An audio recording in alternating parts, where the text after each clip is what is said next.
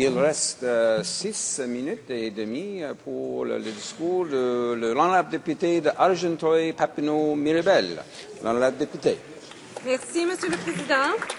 Hier soir, je vous ai parlé du fait que dans ce projet de loi, le gouvernement démontre son mépris total pour le Parlement et la démocratie avec ce projet de loi, car il concentre de plus en plus de pouvoir dans les mains de l'exécutif, à un taux incroyable.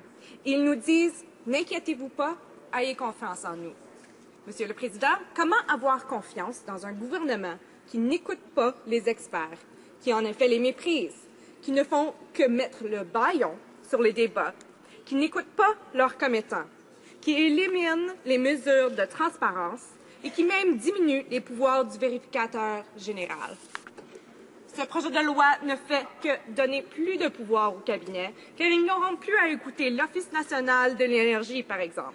Ils seront capables d'approuver des projets qui avaient été rejetés. Et en même temps, ce projet de loi diminue l'ampleur de la participation publique dans le processus décisionnel environnemental, ce qui veut dire que peu importe le nombre de personnes qui s'opposent à un grand projet énergétique et peu importe si ce projet comporte de graves répercussions environnementales, ce seront les ministres conservateurs qui auront le dernier mot. Une autre mesure qui aura pour effet de réduire la transparence dans le gouvernement, c'est l'élimination du poste d'inspecteur général du Service canadien du renseignement de la sécurité, le SCRS. Cette mesure en particulier est intéressante, car ce gouvernement se dit à la défense de la loi et l'ordre et à la défense des droits des citoyens. Alors que l'inspecteur général a le devoir de surveiller les activités de l'Agence d'espionnage du Canada et a été mis en place en réaction aux infractions potentielles sur les libertés civiles des Canadiens qu'a le potentiel de faire le SCRS. Mais pire encore, ils éliminent le pouvoir de surveillance du vérificateur général dans certaines agences. On effectue cette réduction de pouvoir du vérificateur général, dont le rôle est de s'assurer que le gouvernement soit tenu responsable de ses actes, en mettant fin à son pouvoir de surveillance et en éliminant les exigences de vérification obligatoire des états financiers de 12 agences, dont l'administration du pipeline du Nord-Canada, sous la loi sur le pipeline du Nord, l'Agence canadienne d'inspection des aliments, l'Agence canadienne du revenu, le Bureau canadien d'enquête sur les accidents de transport et de la sécurité des transports, les instituts de recherche en santé du Canada, le Centre canadien d'hygiène et de sécurité au travail, les comptes du Fonds d'échange sous la loi sur la monnaie, le Conseil des recherches en sciences naturelles et en génie du Canada, le Conseil de recherche en sciences humaines du Canada, la Commission canadienne des affaires polaires, le Yukon Surface Rights Board et la Table ronde nationale sur l'environnement et l'économie. Mr. Speaker, all across Canada, we are witnessing growing cynicism towards this government and a lack of confidence in the ability of our parliamentary institutions to represent them. The process by which this bill before us today will become law is an example of exactly why that is the case. For the past several years, we have witnessed an erosion of the function of this House, and now this bill is unlike anything this House has ever seen. Mr. Speaker, it is making a mockery of Parliament and the very function and purpose of parliamentary democracy. As I said earlier, this bill, at 421 pages and enveloping over 700 clauses, including widespread comprehensive changes to laws and institutions that my constituents care about deeply, is not about job creation or prosperity. It's a literally massive, job killer, directly eliminating 19,200 jobs with a larger effect estimated by the Parliamentary Budget Officer of costing Canada 43,000 jobs. That's not jobs growth and prosperity, Mr. Speaker. But not only is this bill's purpose obscured, it also bears the misleading name of implementing the budget.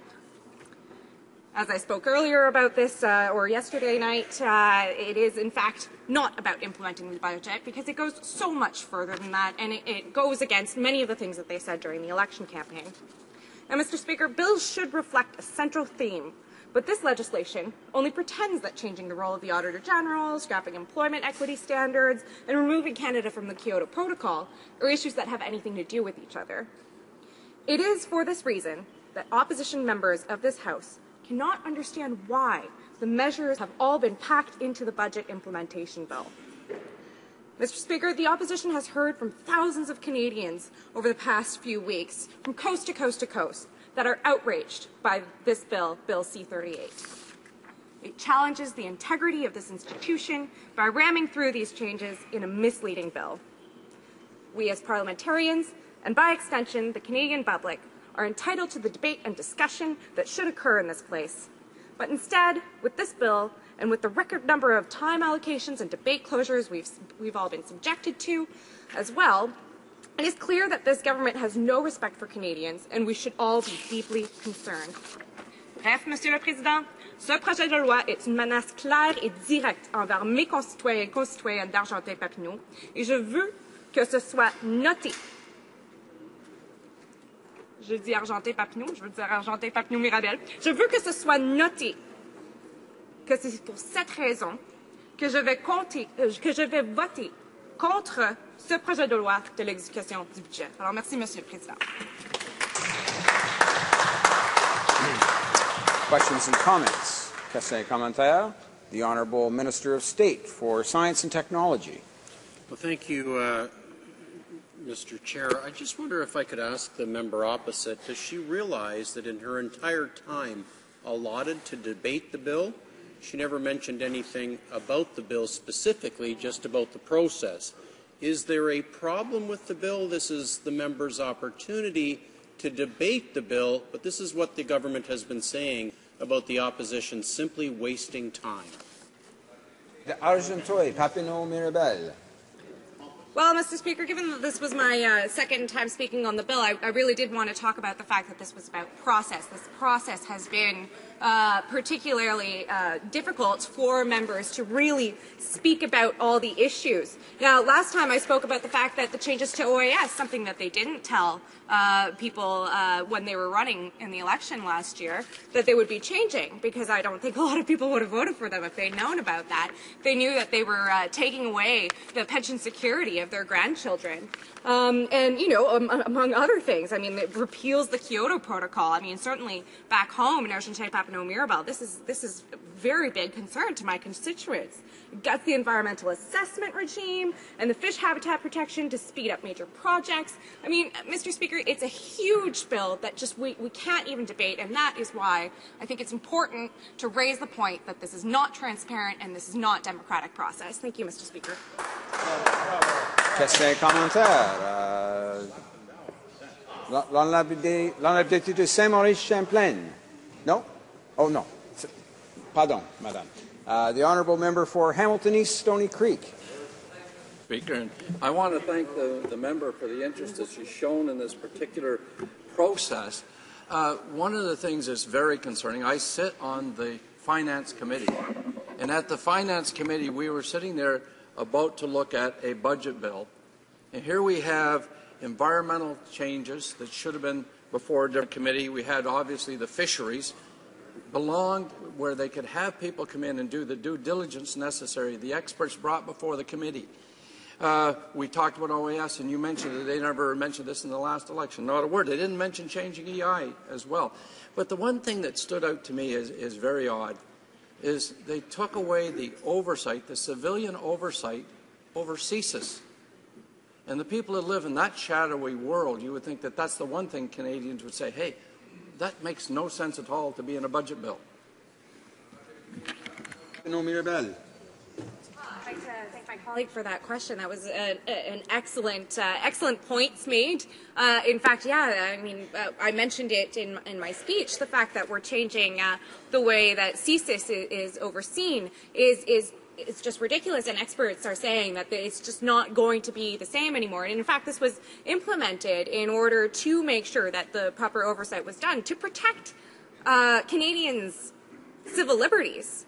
And this government says it's all for individual liberty and not being interfered with. Well, clearly that's not true.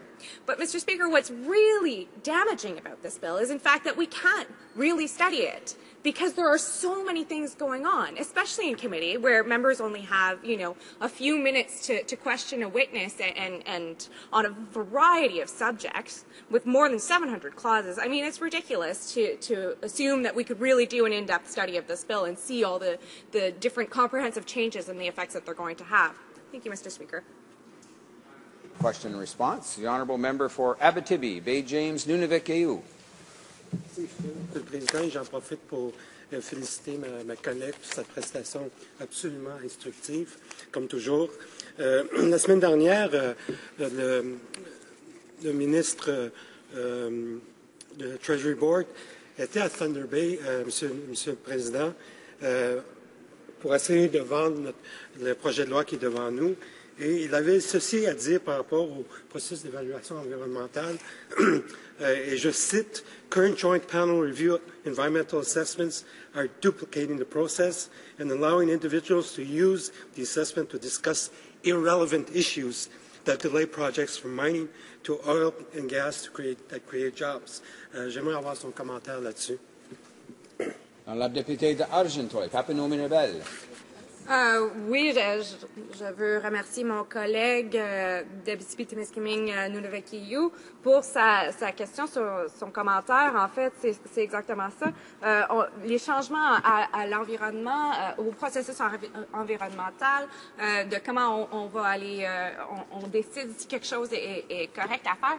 C'est sûr que pour eux, ça va trop lentement. On peut pas faire passer nos amis assez rapidement, mais en réalité, les gens qui habitent dans ces coins-là ont le droit de dire que ça va leur affecter, si ça va leur affecter, et ils enlèvent ce processus dans ce projet de loi. Et je pense que c'est vraiment un des énormes problèmes avec le projet de loi devant nous. Merci, Monsieur le Président.